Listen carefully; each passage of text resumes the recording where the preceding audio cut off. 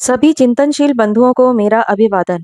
मेरे चैनल अमृत विचार में एक बार फिर आप सभी का हार्दिक स्वागत है। सबसे पहले जिन लोगों ने मेरे चैनल को सब्सक्राइब किया है उन सभी का बहुत बहुत आभार। जिन लोगों ने अभी तक मेरे चैनल को सब्सक्राइब नहीं किया है या जो लोग पहली बार मेरे चैनल से जुड़ रहे हैं, कृपया मेरे चैनल को सब्सक्राइब करें, लाइक करें और ज़्यादा से ज़्यादा लोगों को शेयर करें, जिससे मैं इसी प्रकार अन्य जानकारियाँ ज़्यादा से ज़्यादा लोगों तक पहुँचा सकूँ। आप लोगों के जो भी सुझाव या विचार हों वो आप मुझे कमेंट सेक्शन में दे सकते हैं। बाल विवाह हिंदू समाज के शरीर में रोग के समान है। ये किसी आवश्यकता को पूरा करने के स्थान में हिंदू समाज के लिए अभिशाप बना हुआ है। विवाह के विषय में सिर्फ दो आयुओं को सम्मुख रखकर सोचा जा सकता है, किशोरावस्था जिसे हम प्राणी शास्त्रीय अवस्था कह आए हैं तथा युवावस्था जिसे हम सांस्कृतिक अवस्था कह आए हैं। बाल विवाह ना तो प्राणी शास्त्रीय आवश्यकता को पूरा करता है क्योंकि इस समय संतानोत्पत्ति के लिए शरीर का विकास नहीं हुआ होता, ना ही यह सांस्कृतिक आवश्यकता को पूरा करता है क्योंकि इस समय मानसिक विकास भी नहीं हुआ होता है। विवाह के संबंध में विकल्प केवल किशोरावस्था तथा युवावस्था के विवाह में रह जाता है, जिनमें से पहली प्राणी शास्त्रीय अवस्था है और दूसरी सांस्कृतिक अवस्था है।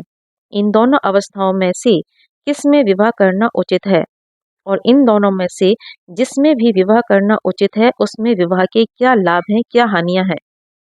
दूसरे शब्दों में ये कह सकते हैं कि विवाह जल्दी करना चाहिए अथवा देर में, किशोरावस्था में अथवा युवावस्था में, प्राणी शास्त्रीय आयु में अथवा सांस्कृतिक आयु में। किशोरावस्था के विवाह के कुछ दोष हैं, जिनमें बलिष्ठ संतान का ना होना, शिक्षा में रुकावट और जनसंख्या की वृद्धि। किशोरावस्था के बाद युवावस्था आती है। पुरुष 25 तथा कन्या 18 से 20 वर्ष के बाद युवावस्था में प्रवेश करते हैं।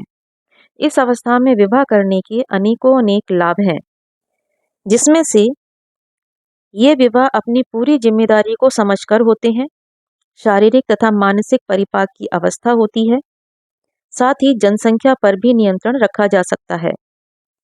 अब बात करते हैं किस आयु में विवाह करना चाहिए। बाल विवाह तो हर हालत में अनुचित है। किशोरावस्था में विवाह के भी अनेक दोष हैं। युवावस्था का विवाह ही उपयुक्त विवाह है।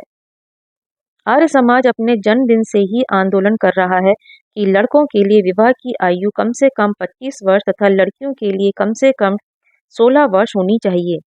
इससे पहले किसी को विवाह का अधिकार नहीं होना चाहिए। लड़के तथा लड़की दोनों को ब्रह्मचर्य पूर्वक रहकर युवावस्था में ही विवाह करना चाहिए।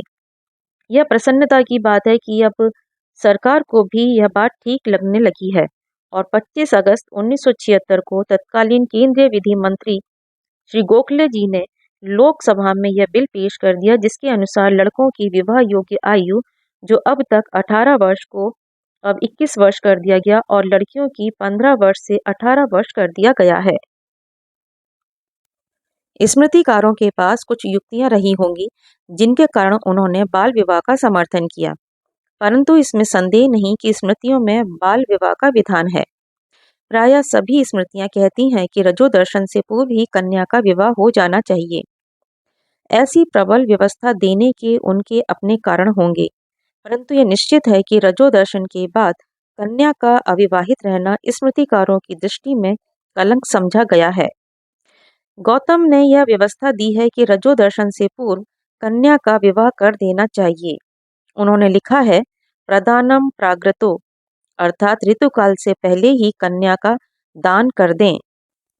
इसी विषय में गौतम धर्म सूत्र में लिखा है, शरीर को कपड़े से ढककर रखने की बुद्धि उत्पन्न होने से पहले ही कन्या की शादी कर दें। इसी को नग्निका कहा गया है। जब कन्या नंगी फिरती हो, उसे ये ज्ञान ही न हो कि वह नग्न है, तभी उसकी शादी कर दें। वैदिक काल में तो युवा होने पर शादी होती थी। लड़कियों का उपनयन संस्कार भी होता था। फिर अगर छोटी उम्र में शादी कर दी गई तो उपनयन का क्या होगा? इसका समाधान भी स्मृतिकारों ने दे दिया।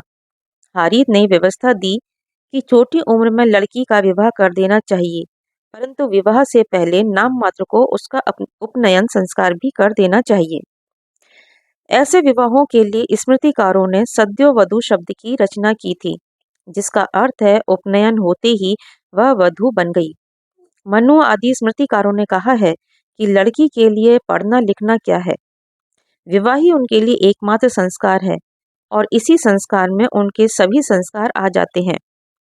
जैसे उपनयन में ब्रह्मचारी अपने पिता के कुल से गुरु के कुल में चला जाता है, वैसे ही विवाह के पश्चात कन्या पितृकुल से श्वशुर कुल में चली जाती है। जैसे ब्रह्मचारी गुरु के कुल में अग्निहोत्र के लिए समिधा लाता है, वैसे ही कन्या श्वशुर कुल में रसोई घर में अग्नि पर खाना बनाती है।